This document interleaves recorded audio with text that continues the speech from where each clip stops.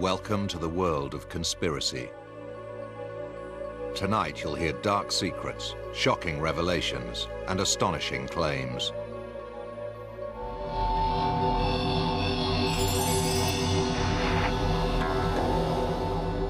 Diana's death was no accident. Marilyn's suicide may have been murder. They were victims of a lethal conspiracy, just like John F. Kennedy. You'll also hear other conspiracies, some of them so balmy they'll make your head spin. Aliens have landed and are living among us. Elvis is alive. And some of the most famous people in the world are not what they seem. They're not even human. Tonight, we examine the world's top 10 conspiracy theories, and we'll count down to reveal our number one, a strange and bizarre conspiracy, and yet it has more than 500,000 websites on the internet.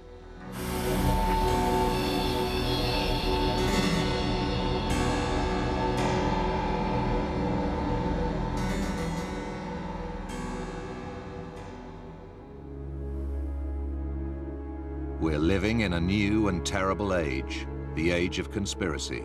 We've lost confidence in all our normal sources of authority and truth. We don't trust our politicians. We don't listen to our religious leaders. We don't believe what we hear on the news. The truth may still be out there, but we're not getting it. People simply don't trust authorities anymore. There may be good reasons for this. In many cases, authorities have told terrible porkies over the years. Major combat operations in Iraq have ended. In the Battle of Iraq, the United States and our allies have prevailed. But this is now almost a tick, almost a reflex, that all governments lie, all politicians are corrupt, everything's bent, everything's fixed. I have no hesitation in stating categorically that these allegations are wicked lies. Everybody lies and everybody tells porkies. You can't believe anything. These men and women are prepared to blow the lid on some of the world's greatest conspiracies. They've been laughed at, threatened, ridiculed, and persecuted. But what if they're right? A reporter once asked George Bush Sr. on the anniversary of the Kennedy assassination, what do you think about a conspiracy? He chuckles and says, yeah, and Elvis is still alive, and there are UFOs. Tonight, discover a different truth about some of the most shocking secrets of recent times. People just went, wait a minute. You know, what we just saw with our own eyes is contradicted what we've been told forever and ever. And haven't you always wondered if there isn't something rather odd about some of our most prominent figures? What they really are is reptiles masquerading as human beings. In compiling our top 10, we've spoken to conspiracy theorists, conspiracy skeptics, and conspiracy superstars. And we've used internet search engines to measure the popularity of some of the world's greatest conspiracy theories by the number of related websites. Tonight, 10 of the world's biggest secrets, or should that be 10 of the world's craziest ideas? You decide. At number 10, with 10,700 dedicated websites, were the moon landings hoaxed?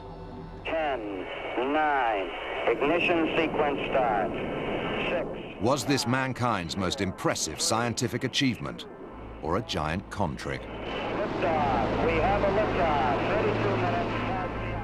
I want to believe man has landed on the moon, but I don't like to be manipulated. I don't like to have information spun to me. That's one small step for man. Conspiracy theorists believe fear of failure led NASA to perpetrate one giant con on mankind. A decision may well have been taken at some point. We can't risk it, but we must show it. If you can't make it, you fake it. On July the 21st, 1969, as a worldwide audience of 600 million watched, these grainy black and white images were beamed back to Earth. But they were really bad quality. You could just see two rather ghost-like figures leaping about or wandering about, and some sort of structure in the background, but very little else. There was no detail. With the eyes of the world on them, the Americans couldn't risk anything going wrong. There's no evidence to suggest this. It's highly speculative, but you'll see this picked up again and again on internet discussions of this topic. Basically, the whole thing was faked, shot on a set in slow motion or with, you know, people on wires to make the zero-G gravity effect work. Would they have risked an astronaut throwing up in his helmet live on television? Would they have risked an astronaut dying in space and orbiting the Earth? No, I don't think they would. 3 weeks after the Apollo 11 crew returned to Earth, the first clear photographs in color were released to the public. They've since become some of the most famous images in the world. So what is wrong with these pictures?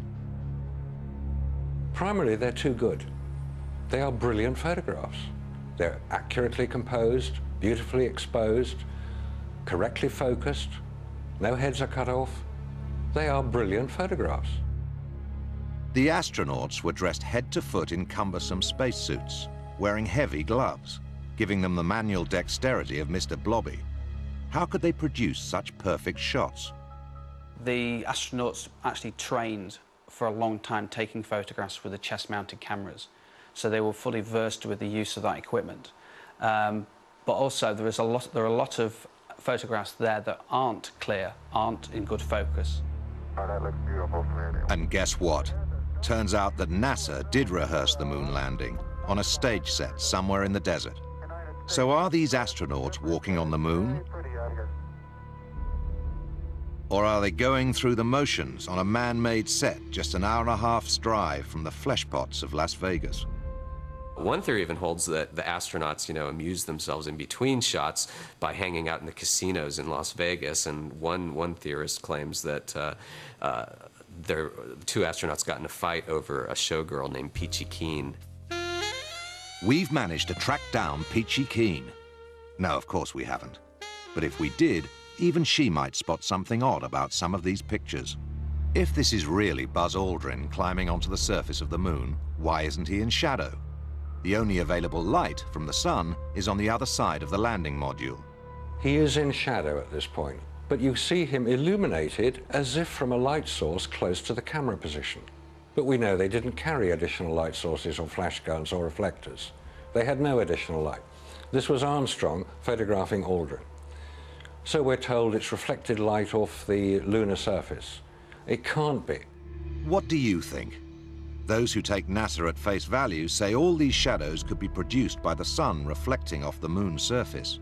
They are real, they are there, and they prove there is one source of light, which was the sun.